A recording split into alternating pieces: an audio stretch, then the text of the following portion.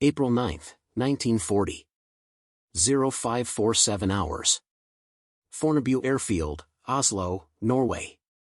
A single civilian aircraft, a modified de Havilland Dragon Rapide passenger plane, sat idling on the tarmac as German Fallschirmjäger paratroopers descended through the morning fog just 3 miles to the north. The pilot, a 42-year-old Norwegian postal flight captain named Fredrik Andersen, had no military training, no bombing equipment, and no authorization from any military command. What he did have was intimate knowledge of Norway's fjord systems, a cargo hold filled with improvised explosives cobbled together from mining charges, and an unshakable conviction that someone had to act while the Norwegian military command was still paralyzed by shock. Over the next 72 hours, flying at altitudes so low that German anti-aircraft gunners literally could not depress their weapons enough to target him, Andersen would sink or cripple 12 German vessels in the narrow waterways around Oslo and Trondheim, disrupting invasion supply lines so severely that Wehrmacht commanders would demand immediate air superiority operations to find and destroy what they assumed was an entire squadron of attack aircraft. They never suspected it was one man in a passenger plane, making unauthorized runs at 200 feet, dropping hand-armed explosives through a cargo door he'd removed himself with a hacksaw. The German invasion of Norway, Operation Weserübung, had achieved what military strategists considered impossible: complete strategic surprise against a neutral nation with extensive coastal defenses. At 0415 hours on April 9, 1940, German forces had simultaneously struck 6 Norwegian cities: Oslo, Kristiansand, Stavanger, Bergen, Trondheim, and Narvik. The coordination was unprecedented. The audacity was breathtaking. The Norwegian response was chaos. Fredrik Andersen had been preparing for his regular morning postal flight from Oslo to Bergen when the first reports came through the airfield radio. German paratroopers at Fornebu. German warships in Oslo Fjord. The coastal fortress Oscarsborg had managed to sink the heavy cruiser Blücher with fortress guns and torpedoes dating from 1905, killing nearly 1,000 German soldiers and delaying the Oslo invasion by crucial hours. But that single victory could not change the fundamental arithmetic of the invasion. Norway's military consisted of approximately 19,000 active personnel scattered across a coastline stretching 1,600 miles. Germany had committed 100,000 troops supported by the entire Kriegsmarine surface fleet and substantial Luftwaffe assets. The Norwegian government was evacuating Oslo. The king was fleeing north. Military command structure had effectively dissolved within the first 6 hours. Andersen, however, possessed something the paralyzed Norwegian command did not: immediate actionable intelligence and the means to exploit it. As a postal flight captain with 12 years' experience flying Norway's coastal routes, he knew every fjord, every narrow passage, every location where geography created natural choke points. He understood that German supply vessels, troop transports, fuel tankers, ammunition ships, would have to navigate these passages in predictable patterns. The German invasion plan, as Andersen correctly surmised, depended entirely on maintaining sea-based supply lines. The Wehrmacht forces landing at Oslo, Trondheim, and Narvik required constant resupply. Overland routes didn't exist in sufficient capacity. Everything came by ship through Norway's narrow coastal waterways. Andersen made his decision at approximately 0630 hours, according to testimony he later provided to Norwegian military historians. If military command couldn't or wouldn't act, a civilian would have to. He began with a simple inventory: his aircraft, a de Havilland DH.89 Dragon Rapide, normally configured for 8 passengers and mail cargo. Maximum speed, 157 miles per hour. Service ceiling, 19,500 feet. Range, approximately 520 miles. The plane was unarmed, unarmored, and completely unsuitable for military operations by any conventional assessment. But Andersen wasn't planning conventional operations. He was planning something the Germans would never anticipate because it violated every principle of aerial warfare: flying a slow, unarmed civilian aircraft at wave-top altitude into defended waters to manually drop explosives on anchored vessels. The plan was tactically unsound, strategically desperate, and operationally suicidal by standard military doctrine. It was also, Andersen believed, the only option available. By 0700 hours, he had begun gathering materials. By 0830, he had recruited 2 volunteer crew members from the airfield ground staff, mechanic Olav Johansen and cargo handler Lars Bergström. Neither had military experience. Neither hesitated when Andersen explained what he intended to do. The improvised war was about to begin. What Andersen proposed was not technically bombing in the military sense. The Dragon Rapide had no bomb bay, no release mechanisms, no bomb sight, and no structural reinforcements for carrying military ordnance. What it did have was a cargo compartment with a removable floor panel and a door that could be secured in the open position. At 0845 hours on April 9, Andersen and his improvised crew began modifications that would have horrified any military engineer. Using tools borrowed from the airfield maintenance shop, they removed the rear passenger seats and the cargo door's lower hinge assembly, allowing the door to swing fully open and be secured with cargo straps. The cargo floor panel, normally bolted in place, was removed entirely, creating an opening approximately 3 feet square directly to the aircraft's exterior. The bombs came from an unexpected source. Norway's extensive mining industry meant that blasting explosives were readily available at industrial supply depots. Andersen sent Bergström to a mining equipment warehouse 5 miles from the airfield with authorization papers that were technically valid. He was, after all, a government postal employee, and fundamentally fraudulent in their intended purpose. Bergström returned at 1015 hours with 12 cases of commercial blasting gelatin, primary explosive material used for rock demolition in mining operations. Each case contained 20 cylindrical charges, each charge weighing approximately 4 pounds. The explosives were stable, reliable, and completely unsuitable for aerial delivery by any established military standard. Andersen and Johansen spent the next 2 hours creating improvised aerial munitions. Each bomb consisted of 3 blasting charges bundled together with wire, total weight approximately 12 pounds. They attached crude stabilizing fins fashioned from sheet metal, more for psychological reassurance than aerodynamic necessity.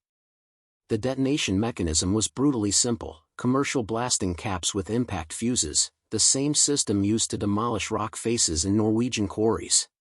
By 12:30 hours, they had assembled 40 improvised munitions, each theoretically capable of punching through a ship's deck plating or rupturing hull plates if dropped with sufficient accuracy from sufficient height.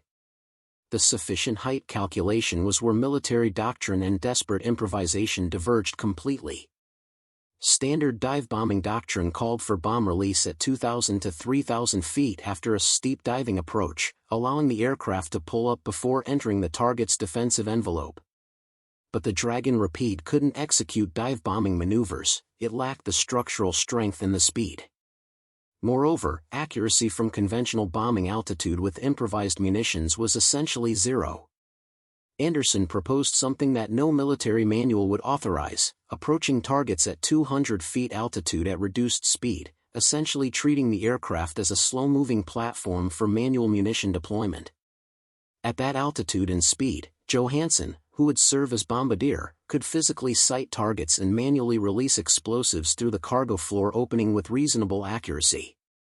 The approach also meant flying well within range of every German weapon system. Rifle fire could reach 200 feet. Machine guns certainly could. The only advantage was that German anti-aircraft guns, designed to engage aircraft at thousands of feet altitude, might not depress to such low angles quickly enough to track a fast-moving target. It was a theory Andersen would test within hours, flying into defended waters with no armor, no defensive armament, and explosives that would detonate catastrophically if struck by enemy fire.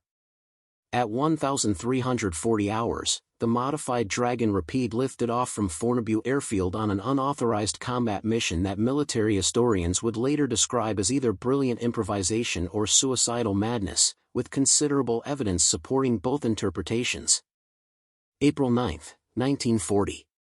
1,405 hours. Inner Oslo Fjord, 12 miles south of the capital. The Dragon Rapide skimmed across the water at 180 feet, low enough that Andersen could see individual faces of Norwegian fishermen looking up from their boats in astonishment. Johansen, positioned at the cargo floor opening with a safety harness Bergstrom had rigged from cargo straps, scanned the waters ahead through binoculars. The first target appeared at 1,418 hours, a German coastal freighter, approximately 2,500 tons displacement, anchored in the sheltered waters near Drøbak. Intelligence gathered from Norwegian fishing vessels that morning, relayed by radio to anyone listening, had identified the ship as a munitions transport supporting the Oslo invasion force. It sat at anchor, presumably waiting for orders or for the tactical situation in Oslo to clarify before proceeding. The ship was defended. Andersen could see deck-mounted machine guns and what appeared to be a 20mm anti-aircraft gun mounted aft. At conventional bombing altitude, those weapons would create a lethal defensive envelope. At 200 feet, flying at 140 miles per hour, Andersen was gambling that German gunners had never drilled for targets at such absurdly low altitude. He dropped to 150 feet, throttled back to reduce speed, and began his approach from the ship's stern quarter, the angle that minimized exposure to forward-mounted weapons. The Dragon Rapide, painted in civilian postal service colors of red and white, must have seemed surreal to the German crew, a passenger aircraft approaching their anchored vessel at wave-top altitude in the middle of an invasion. The German response came seconds later. Tracers arced upward, bright lines against the overcast sky, but the fire was scattered, poorly coordinated. The anti-aircraft gun traversed frantically but couldn't depress to the necessary angle before the Dragon Rapide passed overhead. "Now!" Andersen shouted over the engine noise. Johansen released the first improvised munition through the cargo floor opening at 1,419 hours and 40 seconds, at approximately 175 feet altitude, with the aircraft traveling at 135 miles per hour directly over the freighter's forward cargo hold. The 12-pound bundle of mining explosives fell for approximately 2 seconds before impacting the ship's forward deck. The blasting cap detonated on impact, triggering the gelatin charges. The explosion, equivalent to approximately 36 pounds of TNT, punched through the deck plating and detonated within the cargo hold. What happened next exceeded Andersen's most optimistic projections. The freighter was indeed carrying munitions. The improvised bomb had penetrated into a hold containing artillery shells and small arms ammunition.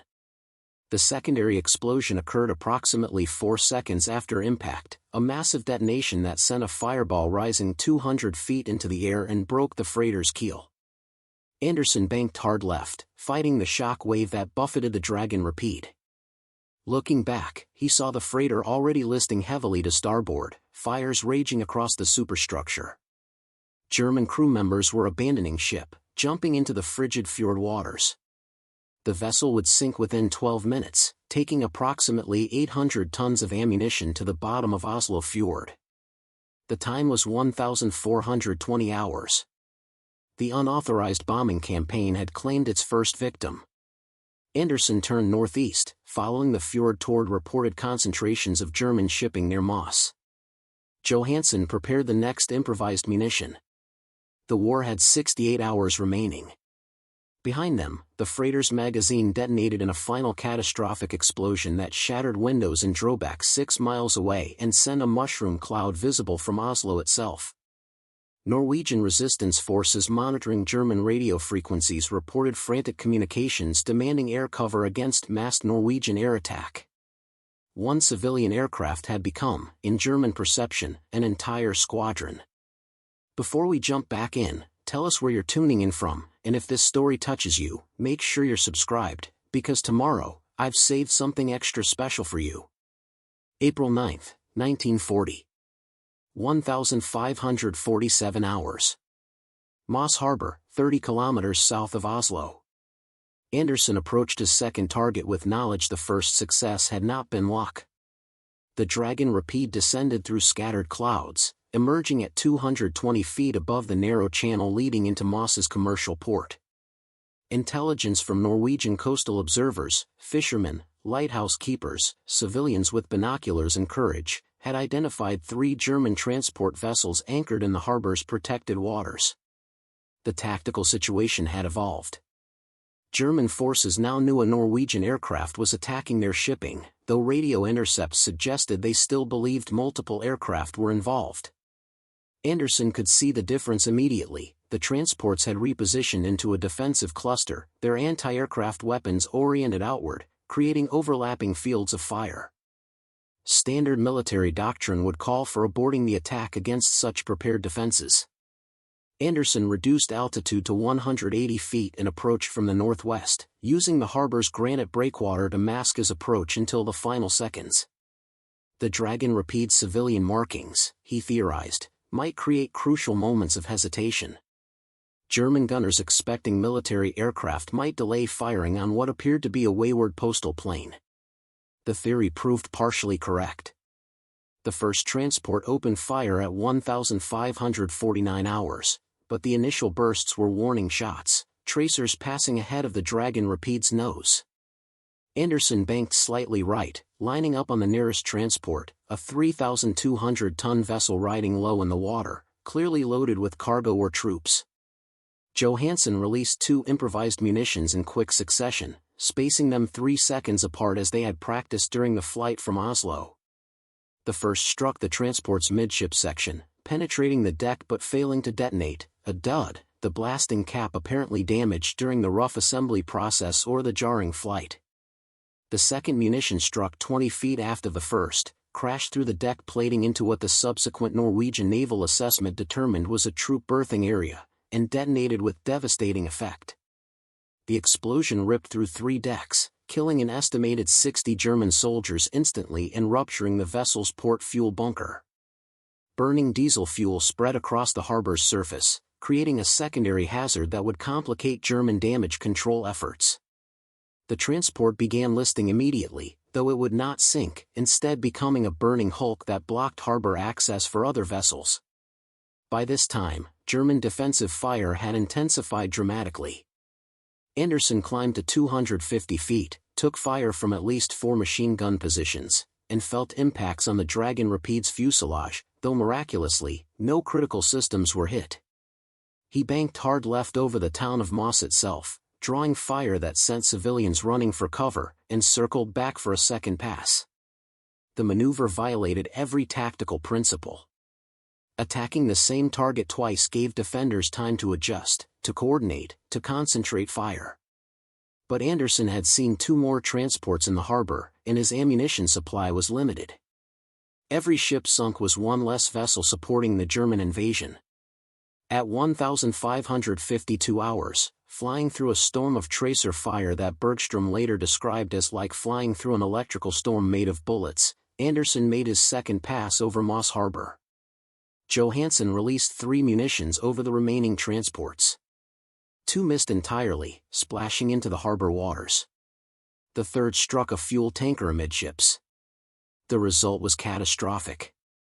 The tanker, carrying diesel fuel for German mechanized units, erupted in a fireball visible from Oslo 20 miles away. The explosion shockwave capsized 2 smaller vessels anchored nearby and shattered the windows of every building facing the harbor.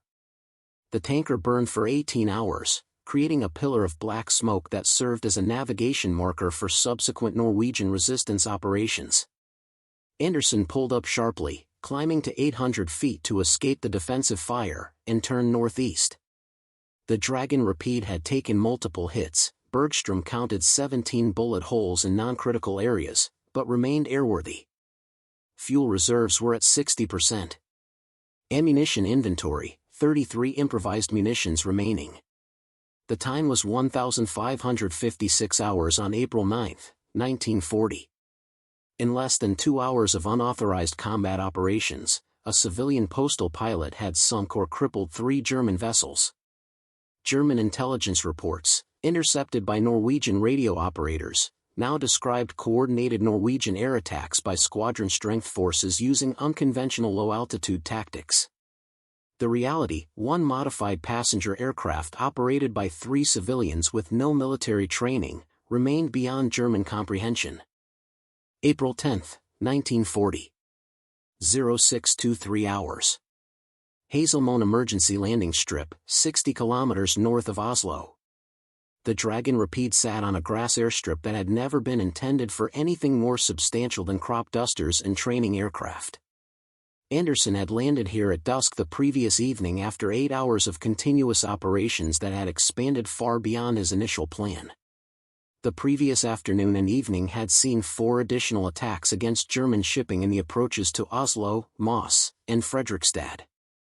The results: 2 confirmed sinkings, 1 vessel crippled and beached, 1 attack unsuccessful due to mechanical issues with improvised munitions. Total German vessels destroyed or disabled, 6 ships in 14 hours of operations. But the aircraft was suffering. The bullet damage from Moss Harbor had been superficial, but cumulative stress from repeated low-altitude high-speed operations was showing. Johansen, who had worked as an aircraft mechanic before joining the Postal Service, identified cracked engine mounts, stressed wing spars, and hydraulic leaks in the landing gear system. The Dragon Rapide was designed for gentle postal flights, not combat operations at maximum performance envelopes. Local Norwegian resistance fighters had found Andersen through networks of civilian observers who had tracked his attacks. By 05:30 hours on April 10, additional supplies had arrived, 12 more cases of mining explosives, donated by Norwegian industrial concerns, food and fuel, and something unexpected, a crude map marked with German shipping movements observed by coastal watchers throughout the night. The map revealed that German command had reacted to the previous day's attacks by concentrating shipping at Trondheim, 350 miles to the north. The logic was sound from a German perspective. Trondheim was further from Oslo, where they believed Norwegian air attacks were originating, and the city's harbor offered better defensive positions. Intelligence indicated at least 8 German vessels were now clustered at Trondheim, including crucial fuel tankers and ammunition ships supporting the northern invasion forces. Andersen studied the map by flashlight in the pre-dawn darkness. Trondheim was near the Dragon Rapide's maximum operational range, especially carrying a full load of improvised munitions. A flight north would require refueling at Trondheim before returning, meaning he would need to locate fuel supplies in or near a city partially occupied by German forces. The alternative was to continue operations around Oslo against dispersed, now heavily defended German vessels. The tactical calculus was brutal: stay local with safer operations against diminished targets, or risk everything on a long-range strike against concentrated high-value shipping. At 0645 hours, Andersen made his decision. The Dragon Rapide would fly to Trondheim. Johansen had assembled 42 new improvised munitions during the night, his assembly process improving with practice, his fusing techniques becoming more reliable. Bergstrom had sourced additional fuel from a Norwegian military depot whose commander had authorized requisitions for resistance operations before fleeing north with retreating government forces. The modified civilian aircraft lifted off from Hazelmoen at 0712 hours on April 10, 1940, loaded beyond design specifications with explosives, fuel, and the accumulated damage of a full day's combat operations. The flight to Trondheim would take approximately 3 hours assuming optimal conditions and no German interception. Andersen flew at 4,000 feet, above the altitude where German forces would expect the low-altitude attacker from Oslo operations, below the ceiling where Luftwaffe fighters would typically patrol. The Dragon Rapide droned northward through Norwegian airspace that was nominally neutral, practically contested, and effectively lawless. At 0840 hours, approximately 180 miles into the flight, Bergstrom spotted 3 Messerschmitt Bf 109 fighters at 8,000 feet, flying a southbound patrol pattern. The German fighters did not descend to investigate the civilian aircraft flying below them, evidence that German intelligence had not yet connected the low-altitude shipping attacks with a civilian postal plane. The Dragon Rapide continued north, undetected, carrying enough explosives to devastate a small fleet. April 10, 1940. 1034 hours. Trondheim Fjord approach, altitude 300 feet. The Dragon Rapide descended through broken cloud cover, emerging over waters that had served as Norway's maritime gateway for 1,000 years. Below, the strategic disaster of the German invasion became immediately visible. Trondheim harbor was filled with enemy vessels. Andersen counted 12 ships through the morning haze, transports, tankers, what appeared to be a destroyer providing escort, and several smaller craft. The concentration represented exactly what Norwegian coastal observers had reported. German command had consolidated northern supply operations at Trondheim, presumably calculating that distance from Oslo provided security from the mysterious Norwegian air attacks. They had not anticipated that the attacks would follow them north. But the tactical situation was fundamentally different from Oslo operations. Trondheim's harbor was larger, more open, with fewer geographic features to mask approach. The German vessels were arrayed in a defensive pattern suggesting they had learned from Oslo losses. Most critically, Andersen could see what appeared to be Luftwaffe fighters on the ground at Trondheim's airfield. The Dragon Rapid's slow speed and minimal altitude performance meant that interception by modern fighters would be fatal. The attack window was brutally narrow: strike before German fighters could launch, before defensive coordination improved, before the element of surprise evaporated entirely. Andersen had perhaps 10 minutes of combat operations before the tactical situation became untenable. He selected his targets with cold calculation. The three largest tankers represented maximum impact on German logistics. Fuel shortages would cripple mechanized operations more effectively than destroying troop transports. At 1,038 hours, Andersen pushed the Dragon Rapid into a descent toward the outermost tanker, a massive 8,000-ton vessel riding high in the water, evidence it had already offloaded much of its cargo but retained sufficient fuel to be worth destroying. The approach run came at 220 feet, speed reduced to 125 miles per hour for maximum bombing accuracy. German defensive fire erupted immediately, more intense and better coordinated than anything encountered at Oslo. Tracers formed a visible curtain ahead of the aircraft. Andersen flew straight through it, felt impacts shuddering through the airframe, heard Bergstrom shout warning about damage to the starboard wing. Johansen released 4 improvised munitions in rapid succession, spacing them across the tanker's length. 3 struck the deck. 2 detonated. The explosions ruptured fuel tanks that still contained hundreds of tons of diesel. The tanker transformed into an inferno within seconds, flames reaching 300 feet into the air, black smoke rolling across the harbor. Andersen banked hard right, took fire from the destroyer's anti-aircraft guns, and lined up on the second tanker. The Dragon Rapid was losing hydraulic pressure, the starboard engine was running rough, and warning indicators suggested structural damage to the wing spar. The aircraft was disintegrating under the combined stress of combat damage and operations beyond design limits. At 1,041 hours, Johansen released 3 more munitions over the second tanker. 1 struck home, penetrating the deck and detonating in a cargo hold that fortunately for the German crew contained equipment rather than fuel. The tanker was damaged but remained operational, a partial success that frustrated Andersen even as defensive fire intensified. The third tanker required to approach from the north, flying directly over Trondheim's waterfront where German forces had established anti-aircraft positions. Andersen descended to 180 feet, flying so low that Norwegian civilians watching from windows would later report seeing the pilot's face through the cockpit glass. Defensive fire reached a crescendo. The Dragon Rapid shuddered as multiple rounds struck the fuselage. The port engine began trailing smoke. Johansen released the remaining 5 improvised munitions as the aircraft passed over the third tanker, then collapsed backward from the cargo opening, blood spreading across his flight suit from shrapnel wounds. Of the 5 munitions, 3 struck the tanker. 2 detonated. The explosions triggered a catastrophic chain reaction through the vessel's fuel systems. The tanker exploded with such force that the shockwave knocked the Dragon Rapid sideways, nearly rolling the damaged aircraft into the fjord. April 10, 1940. 1,044 hours. Trondheim Harbor airspace, altitude 250 feet. The Dragon Rapid climbed away from the devastation with both engines trailing smoke, hydraulic fluid streaming from ruptured lines, and Johansen bleeding in the cargo area. Andersen fought the controls as the aircraft yawed violently to port, the damaged wing creating asymmetric lift that threatened to roll them into the fjord.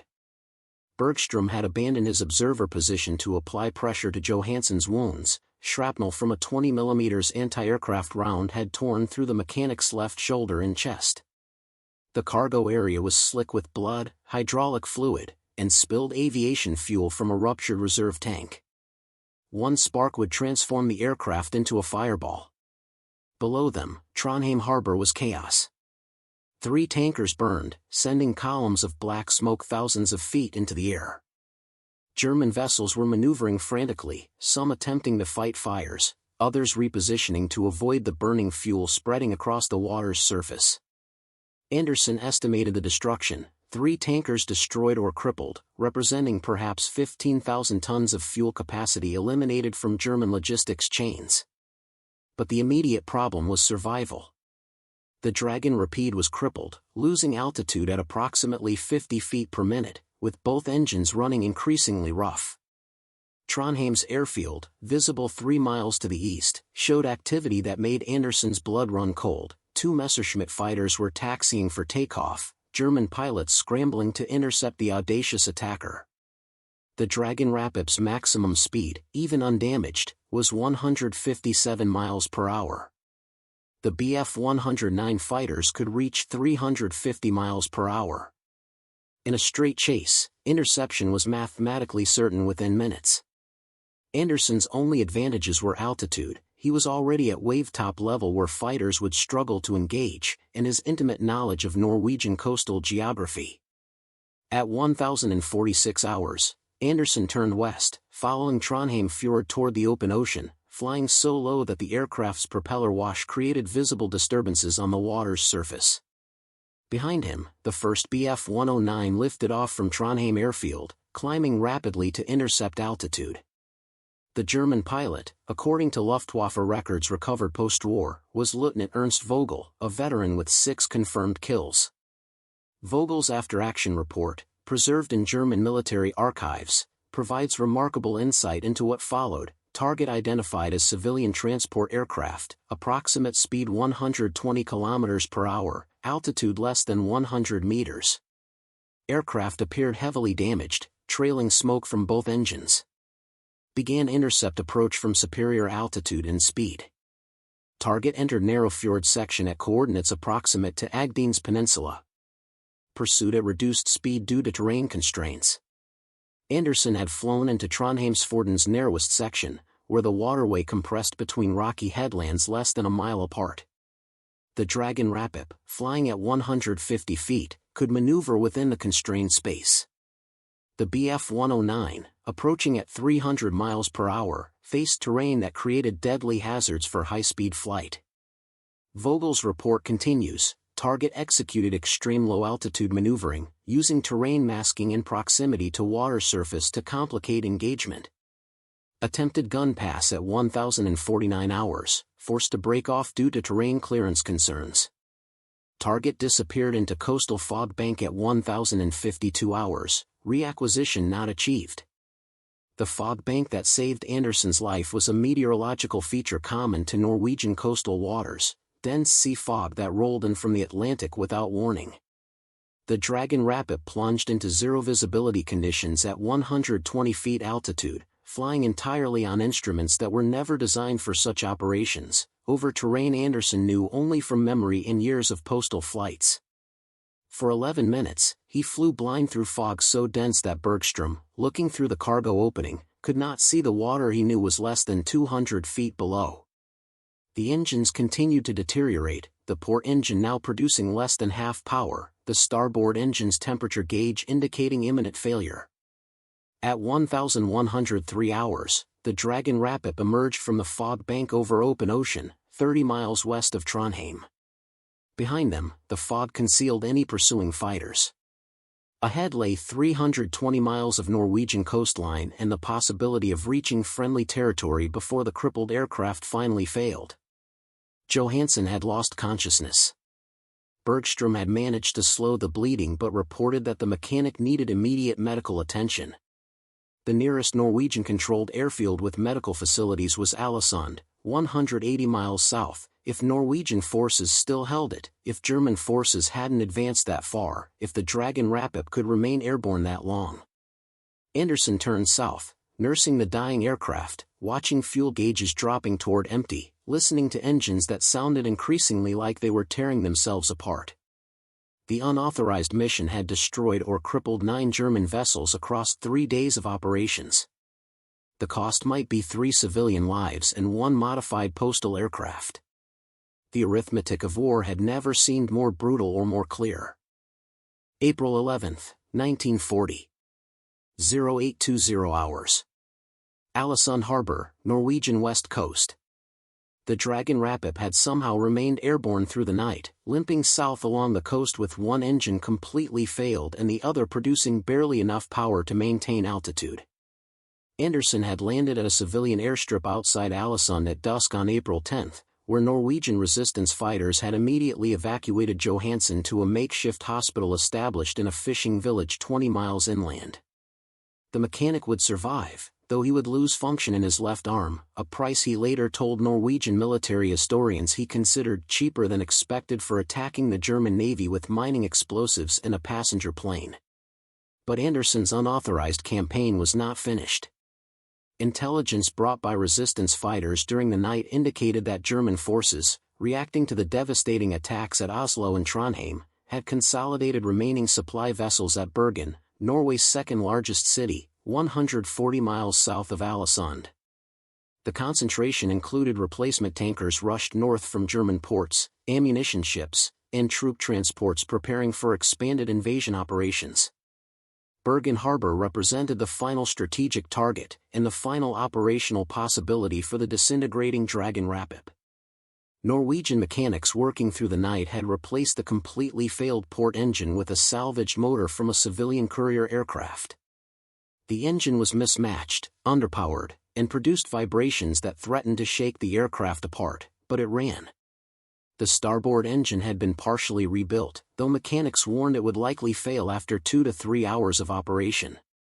Bergstrom had assembled 18 final improvised munitions from the last remaining mining explosives and materials scavenged from Norwegian industrial sites. The munitions were crude even by the standards of the previous 3 days, some lacked proper stabilizing fins, several used questionable detonators, and all were assembled with materials that were running short. At 0635 hours on April 11, Andersen had made his decision. One final mission. Bergen Harbor. Maximum impact against German logistics.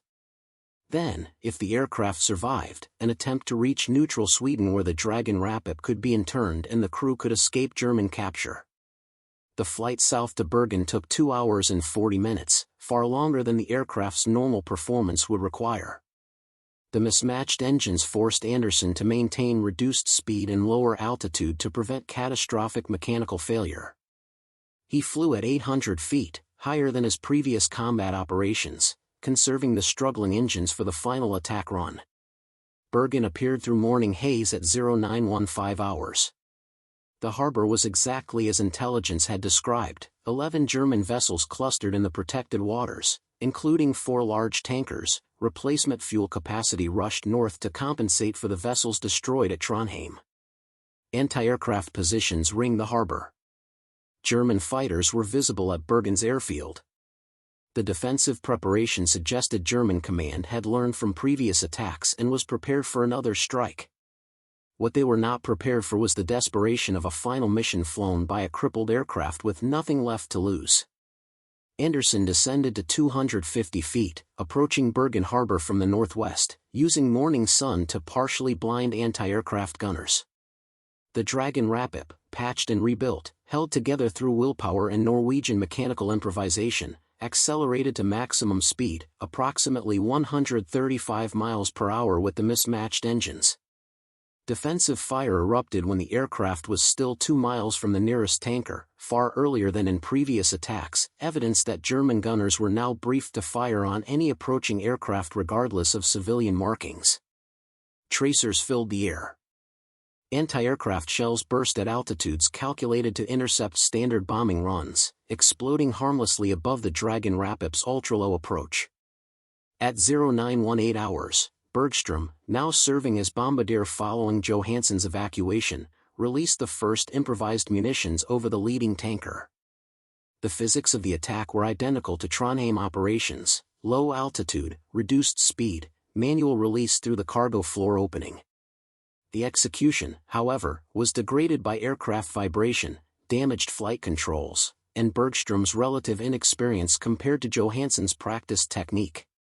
Of the first 4 munitions released, 2 missed entirely, splashing into harbor waters. One struck the tanker but failed to detonate, another dud in the improvised arsenal. The 4th penetrated the tanker's deck and exploded in an engine room space, killing the engine crew and starting fires that would eventually doom the vessel. Andersen pulled up sharply, the struggling engine screaming in protest, and circled for a second pass. The starboard engine's temperature gauge was redlined. The port engine's oil pressure was dropping. Every instrument indicated imminent mechanical failure. Andersen ignored them all and dove toward the second tanker, a massive 10,000-ton vessel that represented perhaps a quarter of German fuel capacity in southern Norway.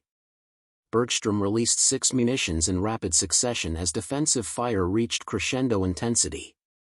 The Dragon Rapid shuddered as multiple rounds struck non-critical areas. 3 munitions struck the tanker. 2 detonated. The explosions ruptured fuel tanks containing thousands of tons of petroleum products. The resulting fireball consumed the tanker in seconds, created a mushroom cloud visible from 50 miles away, and sent a shockwave across Bergen Harbor that capsized 2 smaller vessels and shattered windows throughout the waterfront district. The explosion was so massive that Norwegian civilians 40 miles inland reported hearing the detonation and feeling tremors through the ground. April 11, 1940. 0921 hours. Bergen Harbor airspace, altitude 400 feet. The Dragon Rapid pulled away from the devastation with both engines on the edge of catastrophic failure. Below, 2 tankers burned with an intensity that would consume them completely within hours. A third was crippled and listing. The remaining German vessels were scattering, abandoning defensive formation in favor of survival as burning fuel spread across the harbor's surface. Andersen turned east, toward the Swedish border 180 miles distant. The aircraft was dying. The port engine seized completely at 0924 hours, the mismatched motor finally surrendering distresses it was never designed to endure. The starboard engine continued running on sheer momentum, its temperature gauge so far beyond safe limits that the needle had stopped moving. Bergstrom reported from the cargo area that hydraulic fluid was streaming from multiple ruptured lines, that the wing spar showed visible cracks through the fabric covering, and that the landing gear had partially deployed and would not retract, creating massive drag that was bleeding off airspeed with every passing minute. The Dragon Rapid descended slowly but inevitably, losing 100 feet per minute despite Andersen's efforts to maintain altitude. At current rate of descent, the aircraft would be forced down long before reaching Swedish territory. Norwegian territory was contested, with German forces advancing rapidly and Norwegian military resistance collapsing under overwhelming force. At 0947 hours, flying at 600 feet altitude over Norwegian interior forests, Andersen accepted the mathematical reality. The Dragon Rapid would not reach Sweden. He would have to land in German-occupied or contested territory, where capture was likely and execution for attacking military forces while operating as a civilian was almost certain under German military law. The decision came with brutal clarity: land immediately in rough terrain and attempt to evade on foot, or continue flying until mechanical failure forced an uncontrolled crash. Andersen chose the former. At 0951 hours, he identified a frozen lake in a valley 30 miles inside German-controlled territory, a natural landing strip that might, possibly, accommodate the crippled aircraft. The landing approach violated every principle of safe aviation. Single-engine operation, partial gear deployment, damaged flight controls, and a landing surface of uncertain ice thickness created compound hazards that would challenge even experienced military pilots. Andersen, a civilian postal pilot with no combat training beyond 3 days of self-taught desperate improvisation, attempted it anyway. The Dragon Rapid touched down on lake ice at 0954 hours on April 11, 1940, at approximately 80 miles per hour, far faster than safe landing speed, with landing gear that partially collapsed on impact, sending the aircraft sliding across the ice in a shower of sparks and torn metal. The aircraft rotated 180 degrees, shedding parts, the remaining engine tearing loose from its mounts, before finally coming to rest 400 yards from the initial touchdown point. Andersen and Bergstrom emerged from the wreckage with minor injuries, cuts, bruises, and the profound disbelief of having survived. Behind them, the Dragon Rapid, Postal registration LNDAB, now transformed into history's most unlikely combat aircraft, lay broken on Norwegian ice, smoke rising from the destroyed engine. The two men gathered what supplies they could carry and began moving east towards Sweden, traveling through forests and avoiding roads where German patrols were increasingly common. Norwegian resistance networks, coordinated through civilian observers and former military personnel, guided them through the occupied territory. They reached Swedish territory on April 14, 1940, crossing the border near Storlien after 3 days of overland travel. Swedish authorities interned them as required by neutrality laws, but the internment was comfortable and brief. Both men were released to Norwegian government-in-exile authorities by late April. The final accounting of Andersen's unauthorized 3-day campaign came from multiple sources: Norwegian resistance intelligence, German military records captured after the war, and post-war analysis by naval historians. April 9 to April 11, 1940. Total operations, 72 hours. German vessels destroyed or crippled, 12 ships confirmed. For tankers totally destroyed, representing approximately 25,000 tons fuel capacity, 3 transports sunk or burned, approximately 400 German casualties, 2 ammunition ships destroyed, thousands of tons ordnance lost, 3 vessels damaged requiring extended repair. Estimated impact on German invasion logistics: critical disruption of southern Norway supply operations, delays in Wehrmacht advance estimated at 4 to 7 days, fuel shortages affecting mechanized operations throughout April 1940. Total improvised munitions employed, approximately 94 mining explosive bundles, assembled by civilian volunteers. Allied aircraft lost, 1 de Havilland Dragon Rapide civilian postal aircraft. Civilian casualties: 1 wounded, Johansen, 2 uninjured, Andersen, Bergstrom. The German perspective, documented in Wehrmacht after-action reports, acknowledged what Norwegian intelligence had suspected: German command had believed they were facing squadron-level attacks by Norwegian military aviation using unconventional tactics. The revelation that a single civilian aircraft had caused the disruption came only after war's end, when captured records were cross-referenced with. He never knew he was describing 3 civilians in a modified postal plane, armed with mining explosives and courage that exceeded all reasonable limits. Up next, you've got 2 more standout stories right on your screen. If this one hit the mark, you won't want to pass these up. Just click and check them out. And don't forget to subscribe and turn on the notification bell so you don't miss any upload from us.